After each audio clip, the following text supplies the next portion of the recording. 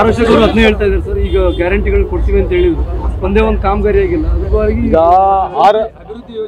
ಅಶೋಕ್ ಸಾಹೇಬರಿಗೆ ಏನ್ ಮಾಡ್ರಿ, ಮೊನ್ನೆ ನಮ್ಮ ಭಾರತ ದೇಶದಿಂದ ರಷ್ಯಾಗೆ ಹುಡುಗರು ಭವಿಷ್ಯಕ್ಕಾಗಿ ಕೆಲಸಕ್ಕೆ ಹೋಗಿದ್ದಾರೆ. ಕೇಳಿಸ್ಕೊಳ್ಳಿ ದಯಮಾಡಿ.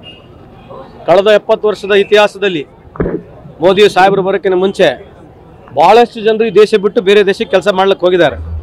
ನಮ್ಮ ಯುವಕರು 67 ಯುವಕರು ರಷ್ಯಾಕ್ಕೆ ಕೆಲಸ ಮಾಡಕ್ಕೆ ಹೋದ ಸಂದರ್ಭದಲ್ಲಿ ಅವರು ಯುವಕರನ್ನ ಅವರು ವಾರ್ನಲ್ಲಿ ಉಪಯೋಗಿಸ್ಕೊಂಡಿದ್ದಾರೆ.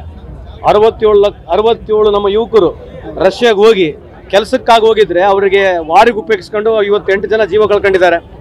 ಇದ್ರ ಬಗ್ಗೆ ಚರ್ಚೆ ಮಾಡ್ಬೇಕಪ್ಪಾಡ, ದೊಡ್ಡ ನ್ಯೂಸ್ ಆಗ್ಬೇಕಪ್ಪಾಡ. ಈ ದೇಶದ ದೊಡ್ಡ ನ್ಯೂಸು. ಯಾವುದೇ ಗಾರ್ಡ್ಸ್ ಅಂತ ಹೋಗಿರ್ಲಿರಿ, ಅಲ್ಲಿ ಹೋಗಿ ಯಾರನ್ನ ಮಿಲಿಟರಿಗೆ ಯೂಸ್ ಮಾಡ್ಬೋದಾ? ಅಲ್ಲಿ ಮಿಲಿಟರಿಗೆ ವಾರಿಗೆ ಯೂಸ್ ಮಾಡಿ ಸುಮಾರು 8 ಜನ ಇವತ್ತು ತೀರೋಗಿದ್ದಾರೆ. ಸದನದಲ್ಲಿ ಮೊನ್ನೆ ತಾನೇ ಪಾರ್ಲಿಮೆಂಟ್ನಲ್ಲಿ ಫಾರಿನ್ ಮಿನಿಸ್ಟರ್ ಇದ್ರ ಬಗ್ಗೆ ಉತ್ತರ ಕೊಟ್ಟಿದ್ದಾರೆ. ಸರ್ಕಾರ ರಷ್ಯಾ ಜೊತೆ ಯಾವ ರೀತಿ ವ್ಯವಹಾರ ಮಾಡಬೇಕು, ಏನು ಲಾಲಾಗ್ ದಿಕ್ಕಾಯಂಗೆ, ಹಮ್ ಫೋಟ್ ಕೆ ಲೇಕೆ ಆಯಂಗೆ, ಏಕ್ ಸರ್ ಕೆ ಲಿಯೆ 10 ಸರ್ ಲೇಕೆ ಆಯಂಗೆ ಅಂತ ಹೇಳ್ತಕ್ಕಂಥ ಪ್ರಧಾನಮಂತ್ರಿಯವರು ದಯಮಾಡಿ ಮನವಿ ಮಾಡಿ ಕೇಳ್ತೀವಿ. 78ನೇ ಸ್ವಾತಂತ್ರ್ಯ ದಿನಾಚರಣೆ ಆಗ್ತದೆ ಈ ದೇಶದಲ್ಲಿ. ನಮ್ಮ ಮಕ್ಕಳು ಏನು ಕೆಲಸ ಮಾಡ್ಲಿಕ್ಕೆ ಹೋಗಿದ್ದಾರೆ, ರಷ್ಯನ್ ಆರ್ಮಿಯವರು ಅವ್ರನ್ನ ಉಪಯೋಗಿಸ್ಕೊಂಡು ಇವತ್ತು ವಾರಿಗಾಗಿ ಉಪಯೋಗಿಸ್ಕೊಳ್ತಿದ್ದಾರೆ. ಅವ್ರನ್ನ ವಾಪಸ್ ಕರ್ಕೊಂತೀನಿ, ಯಾಕಂದ್ರೆ ನೀವು ಭಾಳ ಪವರ್ಫುಲ್ಲು.